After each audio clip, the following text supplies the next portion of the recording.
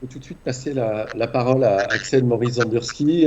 On a la chance d'avoir un topo qui est pas très habituel dans une session sur les analgésiques et qui concerne l'expérience patient. C'est quelque chose dont on parlera certainement de plus en plus dans les années qui viennent. Et merci Axel.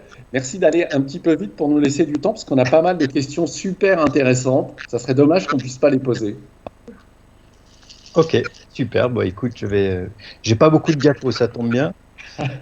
Je vais parler de. Commence par la dernière. Voilà, c'est ça. Merci beaucoup, Marc, pour ton amitié. Donc, je vais parler un peu du point de vue du patient. Vous voyez bien mon diaporama là, c'est bon? Donc, la question, c'est un peu et si on demandait aux patients pour ce qui est de ces antalgiques. Alors, on sait que la douleur, ça a un impact sur Il faut que tu te mettes en diaporama, Axel. Mets-toi en diaporama. Je suis en diaporama. Bon, Vous pardon, voyez, excuse-moi. c'est bon? La technique, ça marche ou pas? On te voit pas là, on voit ton écran. Et je suis en diaporama pourtant. Alors attends, je reviens là-dessus. Hop, j'ouvre le bac de partage. Diaporama PowerPoint. C'est bon pour vous? Super, là c'est parfait. Allez, parfait. C'est bien, j'ai cramé une minute, sachant que j'en ai pas beaucoup. Donc on sait que la douleur, ça impacte le patient dans sa globalité, hein, et donc l'expérience du patient. Ça procure de la fatigue, hein, là, vous voyez qu'il y a une corrélation entre les niveaux douloureux et le niveau de fatigue. Ça altère la qualité de la récupération post-opératoire. Quand on a mal, on ne récupère pas bien. Et puis, c'est aussi le sujet de plaintes. Alors ça, c'est des plaintes aux États-Unis. Mais on voit que la deuxième cause de plaintes émises par les patients, c'est la mauvaise gestion de la douleur. Alors, on croit souvent qu'en France, on est épargné par les plaintes de patients. En fait, en activité libérale, on a 5 fois plus de plaintes en France qu'aux États-Unis, c'est juste qu'il y a moins de procédures qui aboutissent. Donc, c'est un patient qui se plaint, c'est un patient qui, par définition, n'est pas satisfait, n'est pas content. Alors, pourquoi on a des patients qu'on ne comprend pas toujours? Parce que la psychologie du patient intervient beaucoup dans sa perception de la douleur. Et on connaît certains facteurs psychologiques qui sont à même de rendre difficile la prise en charge périopératoire de la douleur. Alors les patients qui sont dépressifs, qui sont vulnérables psychologiquement, qui sont en arrêt de travail, qui sont très anxieux ou catastrophistes, hein, on sait qu'il y a des corrélations et qu'on peut même fabriquer des scores qui vont prédire, par exemple ici, le risque de chronicisation douloureuse et un patient qui a une surcharge de stress ou une surcharge mentale dans les 6 mois qui précèdent est plus à risque de chronicisation. En revanche, un patient qui a un profil général d'anxiété ou qui a une anxiété par rapport à la douleur n'est pas forcément plus à risque de développer une douleur chronique post-opératoire. En revanche, le catastrophisme, lui, est directement corrélé au risque de développer ce genre de douleur et d'avoir même une douleur aiguë qui est difficile à gérer. En fait, on voit que le catastrophisme, en tant que trait de personnalité vis-à-vis des anticipations de la douleur, va modifier la façon dont le patient se souvient de sa douleur. C'est-à-dire que les patients, dans cette étude, expérimentaient un certain niveau douloureux et on les interrogeait une semaine plus tard et on leur redemandait de dire à quel niveau de douleur vous avez ressenti cette expérience. Et les patients catastrophistes avaient une distance entre l'expérience réelle qu'ils avaient eue de la douleur et la façon qu'ils avaient de la rapporter une semaine plus tard. Donc on voit bien que entre la nociception et le vécu de la douleur, il y a une distance qui est parfois importante, particulièrement chez ce type de patients-là. Alors, il n'y a pas que la façon de souvenir de la douleur, il y a aussi la façon d'appréhender sa rééducation et la façon d'aborder la récupération fonctionnelle chez ces patients. Et on voit que les patients catastrophistes, après une prothèse totale du genou, avaient systématiquement un score OKS, un score de récupération après PTG, l'Oxford Knee Score. On voyait qu'en fait les patients avaient un score OKS qui était proportionnel à leur niveau de catastrophisme, avec des niveaux de catastrophisme qui impactaient directement la qualité de la récupération. Là, je vous parle d'un score de chirurgien, c'est-à-dire d'amplitude articulaire, de capacité à la marche. Donc on est très loin de la douleur, on est dans le vécu global. Alors, cette relation avec le catastrophisme est inversement proportionnelle peut-être paradoxalement, au niveau douloureux. C'est-à-dire qu'en fait, quand on a une douleur qui est sévère, la relation entre le catastrophisme et la douleur est plus faible que quand on a une douleur faible. C'est-à-dire que la distance entre un patient catastrophiste et un patient normal sera d'autant plus élevée pour les douleurs faibles. Pour les douleurs fortes, les patients catastrophistes rejoignent progressivement le profil des patients normaux, si je puis dire, et donc une gestion de la douleur qui est un peu plus comparable. Alors, on voit que dans cette étude-là, quand on fait des blocs nerveux périphériques à des patients qui ont une mastectomie, il n'y a pas de significativité quand on est dans le groupe des non-catastrophistes, mais en revanche, chez les catastrophistes, on voit que l'anesthésie loco-régionale a un bénéfice surajouté. C'est-à-dire qu'on peut vraiment qualifier cette population de patients vulnérables à la douleur et de patients qui doivent bénéficier d'une prise en charge de la douleur très particulière. Et on voit que les risques de chronicisation de la prise d'opioïdes en fait à 2 semaines survient uniquement chez les patients qui ont eu un haut catastrophisme, qui ont un profil hautement catastrophiste et qui n'ont pas eu de bloc. Chez les autres, ça ne survient pas. Donc c'est une population à prendre en compte bien particulièrement. Alors, est-ce que prendre en compte cette population, ça veut dire les éduquer, ça veut dire essayer de les rendre un peu plus normales, un peu moins anxieux vis-à-vis de leur douleur? Mais en fait, là, c'est une jolie étude prospective randomisée dans la chirurgie de prothèse totale du genou. On essayait justement d'éduquer ces patients qu'on avait identifiés comme catastrophistes en préopératoire afin d'essayer d'avoir une meilleure rééducation et des meilleurs scores de douleur en post-opératoire. En fait, on ne peut pas changer la psychologie du patient. Un patient catastrophiste est un patient catastrophiste. On doit le prendre en charge différemment, mais on ne peut pas vraiment, avec une éducation, le ramener sur un profil évolutif comparable à des patients non catastrophistes.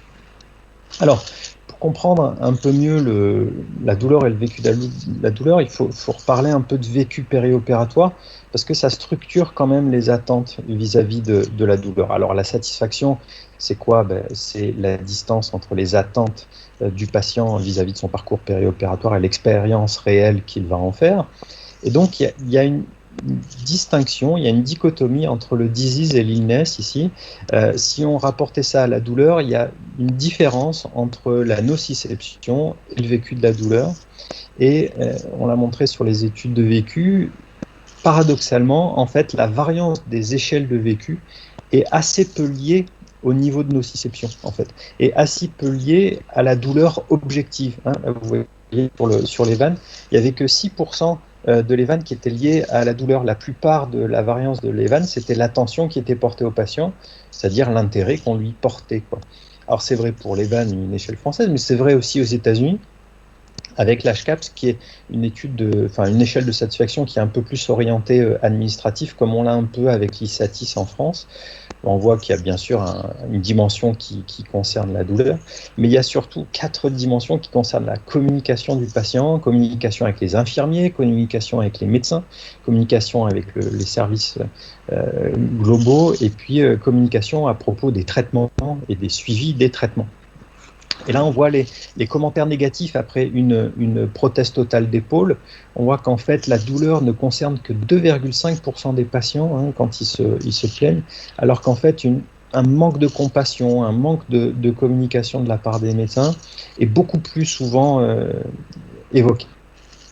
Alors, on peut se dire, très bien, je vais essayer d'obtenir la satisfaction de mon patient en m'occupant de lui. Alors, comment un anesthésiste fait pour s'occuper de son patient catastrophiste, son patient qui a mal? On a tendance à prescrire des antalgiques et à peut-être prescrire trop d'antalgiques parfois, ou alors à mal les prescrire. En tout cas, c'est ce qui s'est passé aux États-Unis, dans les hôpitaux qui étaient sous la dépendance du Medicare, un système de remboursement d'État. Et on voyait que le Medicare asservissait une partie de l'enveloppe budgétaire des hôpitaux au score HCAHPS, donc au score de satisfaction des patients, et on voyait qu'il y avait une association statistiquement significative entre l'adhésion d'un hôpital au Medicare et son niveau de prescription d'opiacés en post-opératoire. Ça aboutit à quoi? Valéria vous en a parlé, les crises des opiacés, un fléau qui a été décrété urgence sanitaire nationale par Donald Trump, mais c'est toujours un problème aujourd'hui. Et c'est tellement un problème, et un problème qui est vraiment lié à ce dont je viens de vous parler, c'est qu'il y a eu un amendement au Congrès américain américain pour les questions qui étaient en rapport avec la satisfaction pour le traitement de la douleur du questionnaire HCAHPS. C'est-à-dire que le Congrès américain a voté une loi pour dire allez, on retire les items de qualité de la gestion de la douleur pour essayer de juguler un petit peu ces mésusages et ces surprescriptions. Alors, en fait, on sait maintenant que douleur et traitement de la douleur, c'est pas la même chose. Là, on voit les facteurs périopératoires qui sont associés avec le score HCAHPS. On voit qu'en fait, ce sont les niveaux douloureux et pas le niveau de la prescription analgésique qui est associé avec la satisfaction du patient. C'est-à-dire que vous avez beau faire des ordonnances extensives, des ordonnances précises, vous allez dire voilà, je vais vous mettre des paliers, je vais vous avoir des analgésiques d'opioïdes puissants de secours, etc. Si votre patient a mal, il a beau avoir une réponse à sa douleur, sa satisfaction n'y sera pas. Donc en fait, il faut vraiment anticiper la douleur. Et pour anticiper la douleur, le meilleur moyen, c'est l'anesthésie loco-régionale. Mais pour enfoncer le clou, hein, on regarde les opioïdes toujours et on voit que les opioïdes sont associés négativement au vécu post-opératoire, alors qu'en fait, le fait de permettre aux patients de communiquer, de participer au traitement de sa douleur est associé favorablement. Alors, les opioïdes sont aussi associés à des invalidités. Hein. On voit que quand on prescrit moins de 7 jours d'opiacés chez les patients qui ont de douleurs chroniques du dos, on n'a pas d'impact statistiquement significatif sur la reprise du travail à 1 an, alors que dès qu'on dépasse 7 jours, il y a une association statistiquement significative. On sait aussi chez les patients qui ont une polyneuropathie qu'il y a beaucoup plus de risques de dépendance, beaucoup plus de risques de dégrader le statut fonctionnel des patients avec les opiacés qu'avec les autres traitements. Là, maintenant, quand on s'intéresse aussi aux opioïdes, encore une fois, dans la douleur non cancéreuse et sur les scores alors, c'est un score de qualité de vie, c'est pas un score de vécu, c'est le SF36, c'est un score de qualité de vie qui est très, très bien décrit. On voit que dans les patients qui sont douloureux et qui ont des opioïdes, on a un score de qualité de vie qui est beaucoup plus faible que chez les patients qui n'ont pas d'opioïdes et qui sont douloureux, eux-mêmes plus faibles que chez les patients qui n'ont pas de douleur. Alors, pour revenir sur l'anesthésie loco-régionale qui prévient justement la survenue de ces douleurs et qui permet probablement d'avoir les meilleurs niveaux de satisfaction, une petite illustration avec une étude sur la péridurale et la chirurgie colique. On voit que bien sûr ça marche bien sur la douleur et ça marche aussi sur la qualité de vie et sur la récupération fonctionnelle. Et on voit que les patients ont à 3 semaines et à 6 semaines des scores SF36 qui sont systématiquement supérieurs quand ils ont bénéficié d'une analgésie péridurale après chirurgie colique. Ça a aussi un impact sur leur fonctionnement social et sur leur mental health, sur leur santé mentale au sens large. Alors, la durée de séjour aussi est impactée, ça on le sait, hein, par l'analgésie loco-régionale, donc il ne faut vraiment pas s'en priver. Alors, est-ce qu'il faut se passer des opioïdes ou tout court, ou alors les considérer comme un traitement de secours? Comment on fait? Alors, vous savez que les opioïdes ont beaucoup d'interactions avec des cibles corticales, hein, le thalamus, le cortex, l'insula, les faisceaux parabrachiaux. Une étude qui est sympa, que j'aime bien montrer, qui montre les altérations de la structure cérébrale chez les patients qui sont dépendants aux opiacés. On voit qu'en fait, les patients aux opiacés ont un volume d'amygdale qui est significativement plus faible que les patients qui ne sont pas sous opiacés. Alors vous allez me dire, oui, ok, peut-être que les patients qui sont plus susceptibles d'avoir une addiction ont justement ce problème d'amygdale et donc c'est juste un reflet, mais non.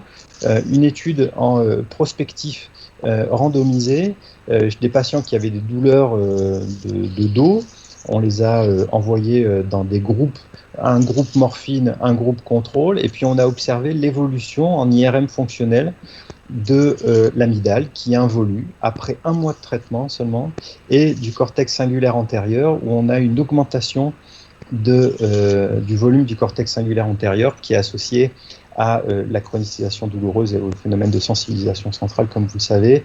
Et l'involution de l'amygdale, c'est un impact sur la relation affective au monde extérieur et le circuit de la récompense. Donc on voit qu'on affecte le cerveau de nos patients quand on les traite, peut-être par excès, avec des opiacés.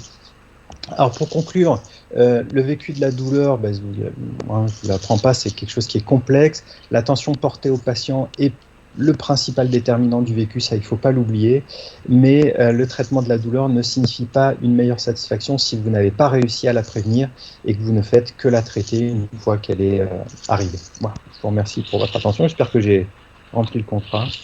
Ça a été parfait. Merci Axel.